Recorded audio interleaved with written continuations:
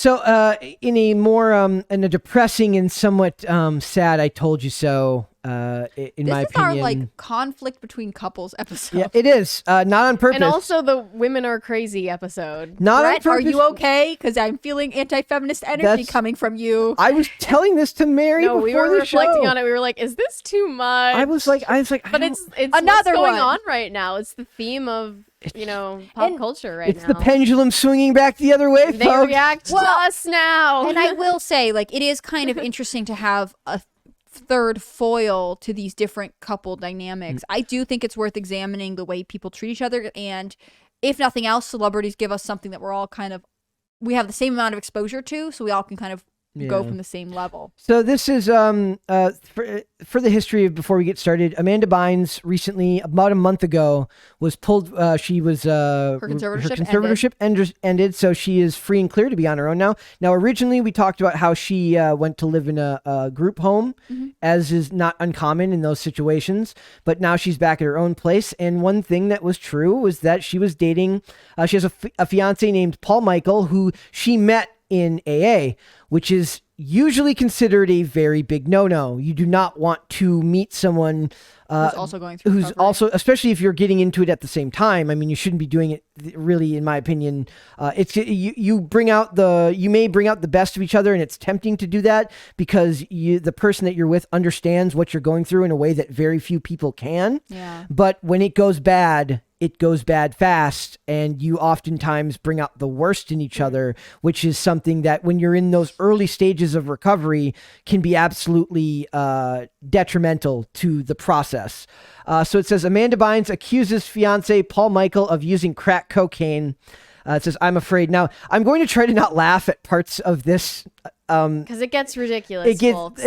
And here's the other problem. I feel ghoulish, but I have questions about the way she's phrased this. There's aspects of it that come off manic and unrealistic to me. And she is diagnosed bipolar, I believe. Yes. So I am not, I'm trying to make it known ahead of time that I'm not trying to be disrespectful towards her condition. As somebody who is in recovery, I absolutely sympathize and understand what they're going through, but there's a lot here. And it says, Amanda Bynes claimed in a multi-part Instagram story early Thursday that her fiance, Paul Michael, stopped taking his medications and has been using drugs in secret. Paul told me that he stopped taking his medications. I looked at his phone and he was looking at mom and son porn. Okay, I can't do that. I'm sorry. Can't wait for his defense. Yes, it was not mom and son porn. He vandalized his mom's home, she told her followers. He broke all of her pictures and put salmon under her bed. That was the craziest part. Well, see, the thing is, I think he was like, I'm not going to pull an Amber Heard. Well, what if he was just like eating sushi and then decided to take a nap and then he forgot it? That's perfectly reasonable. That's what could have happened. Maybe salmon is his. What? Maybe his. I don't know. Like, maybe his mom's deniability. Maybe his mom's favorite food is salmon, and he made it and he left it in her bed for her to eat when she got home. Right. Okay. Like, there are so many ways that this wasn't intentional. So, There are some ways I that mean, it may have been but I'm saying what we're seeing here is they could. Also, this could have never happened. We don't actually know. Right. Exactly. So it says, he broke all of her pictures and put salmon under her bed. She continued, his behavior's alarming and I'm afraid of what he'll do. The Easy A actress closed out the video by adding, and this is the part that the way it's phrased and everything. It says, that she forgot to mention that she allegedly found Paul's stash of crack cocaine. It doesn't feel like something you almost forget to mention and then mention at the very end. And it says, he's been using for the past 6 months, she claimed. He needs serious help. I kicked him out. If you knew he's been using... they got engaged in the past 6 months. If he's been using in the past 6 months, why is this now? Why are you still with him? Is what I asked. Unless she found it, confronted him, and he was like, I started using it 6 months ago. I mean, that's possible, but I feel like she would have said, and he told me he's been using. He is the one. Sorry, I'm jumping. Go ahead. The TMZ article. I don't know if that's the one you're on, but he apparently contacted LAPD after she made these accusations, which is like, it is notable that she's saying this on Instagram story. That's my problem with it. Yeah, I mean, it's funny to go back to this. Like, I don't think he could sue her for defamation, but like libel. Like, if she felt uncomfortable or safe, like, it is important in that situation that she like contact her lawyer, contact her parents, contact the police if necessary, partially to establish like credibility to what she's saying. Airing this out in public is extremely suspicious to me, and I don't mean to be disrespectful, but it is. Yeah. These are things where like I don't like okay, I have a series of videos where I talk about like personal stuff in my skating videos, and even that, which can be very personal about my struggles with substance abuse, is still carefully curated. I still don't just put everything out there as an afterthought. As an afterthought. And your ex-girlfriend or your friends don't go on their Instagram stories and say, Brett did this thing and Brett does that. Like, that would be weird. It's a weird way to approach a private matter, which is why I have, I'm not saying that she's not telling the truth. I'm saying that I think questions are asking questions is a valid response to this type of story.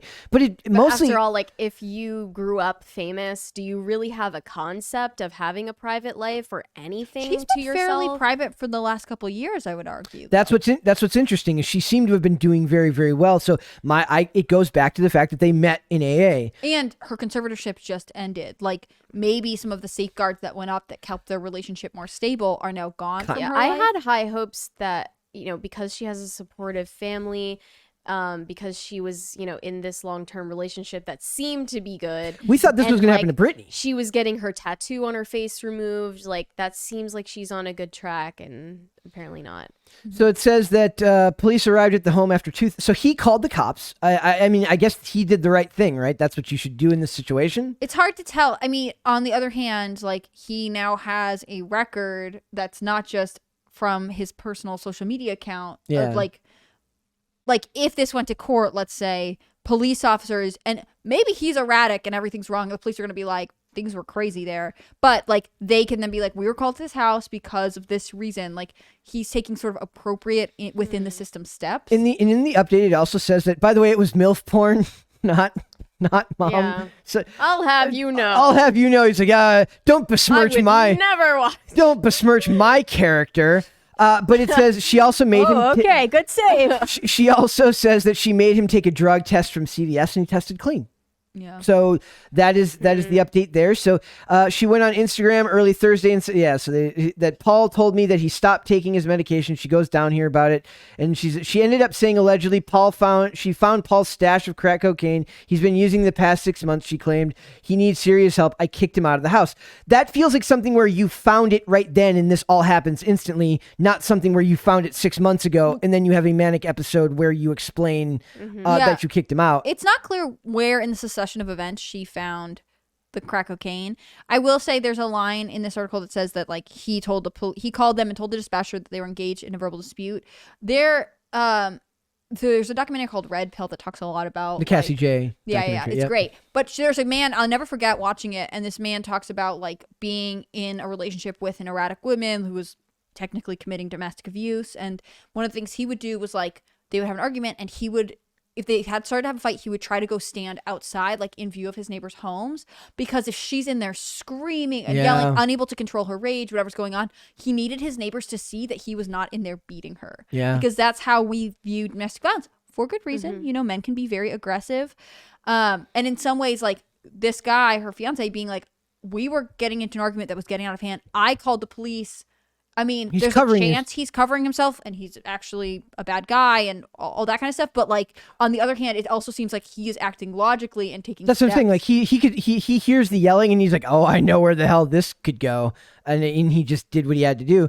It says that he told the dispatcher he and Amanda were embroiled in a verbal dispute. Paul told cops Amanda that Amanda had been taking his Adderall and was out of control. And Adderall, especially if you haven't taken it in a long time, if she's it's been a long time, and it's not prescribed to her, and it's not prescribed to her, and she's her system's been clean for a period of time, and she took a lot of it. Yeah, it could absolutely make you extremely manic, and especially with bipolar symptoms, it could exacerbate that condition heavily. It does lower her credibility that he called the police, because if what she's saying is true, then he would be implicating himself. Yep. With possessing illegal drugs. And I don't even like the idea of making it about like whose credibility this and whose credibility that. To me, it's just about how sad it is. About like, Right. I this is what I predicted would happen when you get to people who are early, even if they've been together for a long time. When you meet somebody at such a vulnerable and turbulent time in your life, the time together where it feels like you really click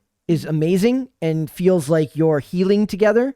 But those underlying wounds cannot be, when they become connected to the underlying wounds, then what was once helping you heal in your mind is actually going to really, add to the hurt in the areas that have yet to kind of close up. Yeah. And that is not a good position for people to be in. I've known multiple people who have been in relationships out of, getting either out of rehabilitation and into a facility, or they met people in like NA. Mm-hmm. And it's, I don't know if there's a single situation that if it's not that it ended badly, it didn't end. They didn't live happily ever after. Yeah. Well, and I feel like you, because of your personal experience, can attest to this, but like, I think we all wanted Amanda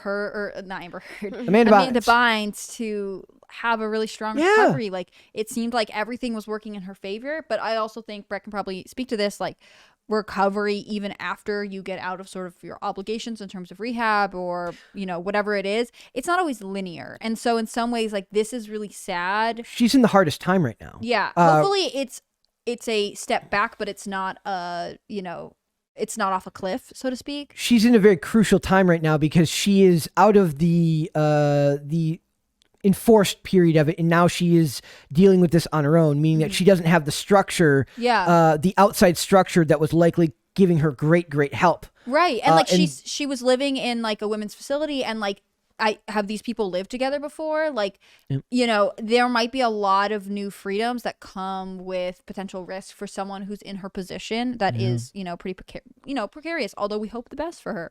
I hope things work out for her, but it's just one of those things where it just makes me, more than anything, it makes me sad. Mm-hmm. And that's the worst part. But hopefully, like you said, this doesn't mean it's the end of things. Like, this could work out. They have to find very, very good coping mechanisms and techniques to deal with this type of thing. But if there are chemicals involved, even prescribed, it's going to make it a very long road for them. So we'll see where it goes.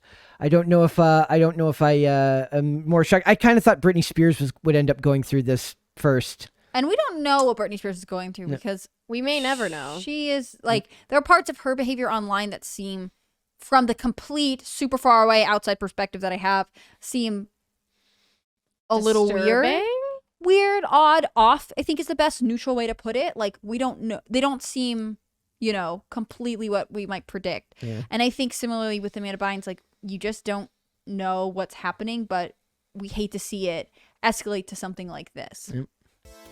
Thanks for watching this clip, guys. If you want to see full episodes or follow us on social media, links are in the description below. Bye.